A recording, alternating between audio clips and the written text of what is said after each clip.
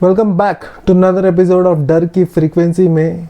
ये third episode का title है उड़न तख्तरी और ये शॉर्ट साईफाई स्टोरी मैंने खुद लिखी है।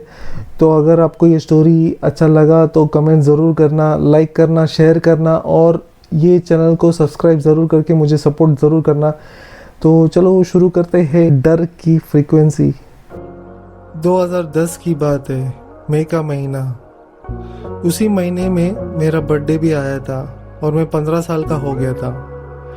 पुणे की गर्मी वैसे भी काफ़ी होती है, लेकिन उस साल का मैं उफ, जैसे हवा भी तप रही हो। फैन सिर्फ आवाज़ करता था, हवा नहीं देता था। इसी वजह से मैं, अभी और बंटी, मेरे दो सबसे करीबी दोस्त ने प्लान बनाया एक कैंपिंग ट्रिप का। थोड़ा जंगल के पास, जहाँ एक छोटी सी नदी भी थी। ये स्पॉट बंटी ने पहले से ही ढूंढ के रखा था, शहर से दूर, नेटवर्क से दूर और हर टेंशन से दूर। टेंट पैक किया, स्पीकर लिया, थोड़ा खाना, स्नैक्स और हाँ, अभी ने अपने भाई के रूम से 3-4 बियर के कैंस भी चुरा लिया था। एक्साइटमेंट इतना थी कि गर्मी याद नहीं रही। हम स्पॉट पे शाम तक पहुंच गए। एक ओल्ड रस्टेड वाटर पंप था वहाँ। वही लैंडमार्क था बंटी का सेफ स्पॉट। रात को टेंट के बाहर बैठे एक बॉनफायर जलाया और स्कूल के पुराने किस्से याद करके हंस रहे थे। बंटी, जो यूजुअली थोड़ा सीरियस रहता है, उस रात फुल कॉमेडी मोड में था। अभी ने बियर का एक सिप लिया और बोला, भाइयों एक बात पूछूं, तुम लोग एलियंस में बिलीव करते हो? मुझे हंसी आई। भाई तू फिर से एक्स फाइल्स का स्टोरी सुनाने वाला है क्या? अभी ने थोड़ा सीरियस होके कहा, नहीं यार सच में। यहाँ से 20-25 किलोमीटर दूर एक गांव है, जूनी गांव। वहाँ लोगों ने कुछ अजीब देखा था। एक ऐसा क्रीचर, ना इंसान था ना जानवर। बंटी चुप था, फिर बोला, पापा का एक दोस्त ने भी ये बताया था। कुछ लोग वहाँ से गायब हो गए थे और कभी नहीं मिले। मुझे लगा दोनों मिलके कोई हॉरर स्टोरी बना रहे हैं, लेकिन दोनों की चेहरे काफ़ी सीरियस था। थोड़ा अनकंफर्टेबल साइलेंस हुआ, फिर पुराने किस्से वापस आए और मूड थोड़ा लाइट हुआ। हम बॉनफायर के सामने देर तक बैठे रहे।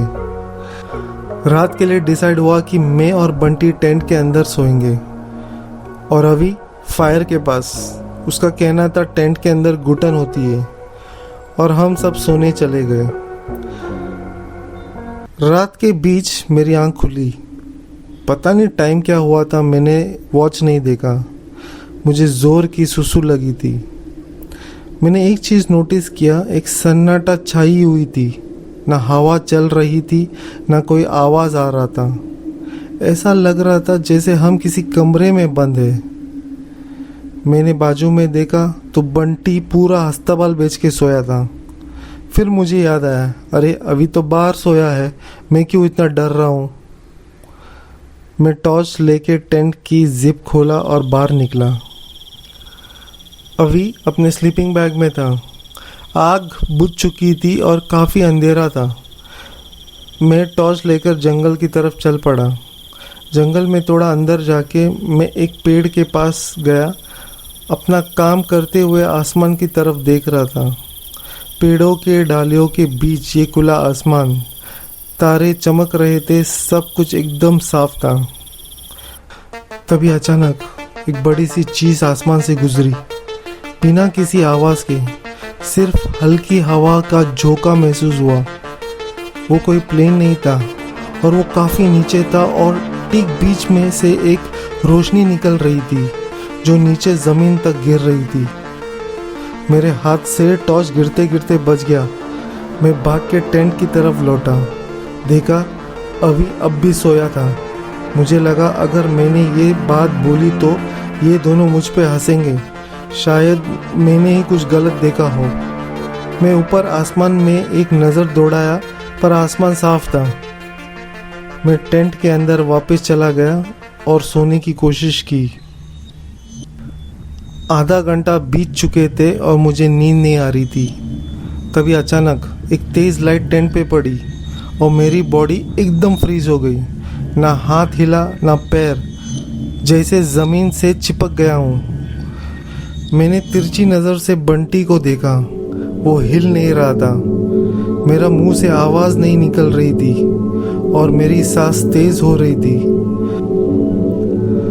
तभी एक शैडो टेंट की लेफ्ट साइड से आई, लंबा, पतला और बड़ा सा सर। मुझे एलियंस की याद आई।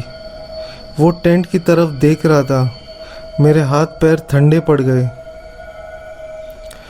फिर एक और शैडो उसके पास आई, फिर एक और टेंट की दूसरी तरफ। अब मुझे लग रहा था कि हम चारों तरफ से गिर चुके हैं। मुझे लगा बस यही अंतिम रात है मेरी।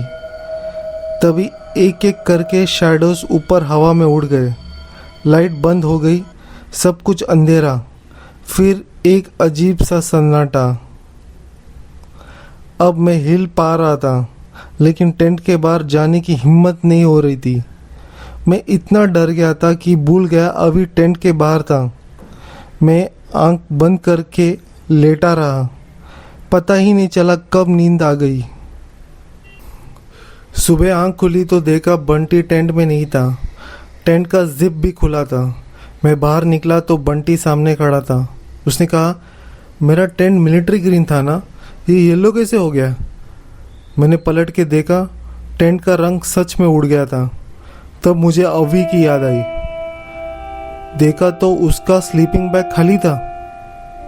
मैं चिल्ला के पूछा, अभी कहाँ गया?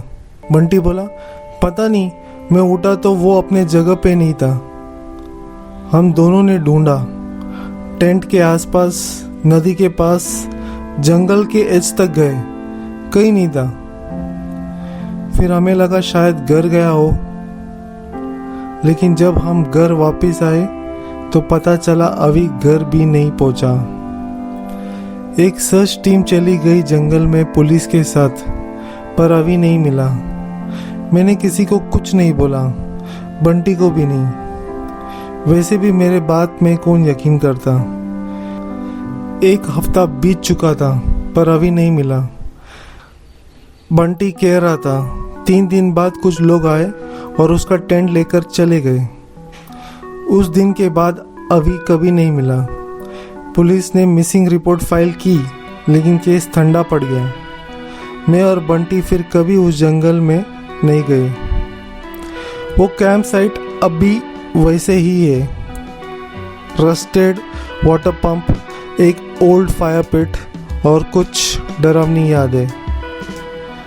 मैं कभी नहीं भूल पाया मई 2010 की वो गर्मी वाली रात।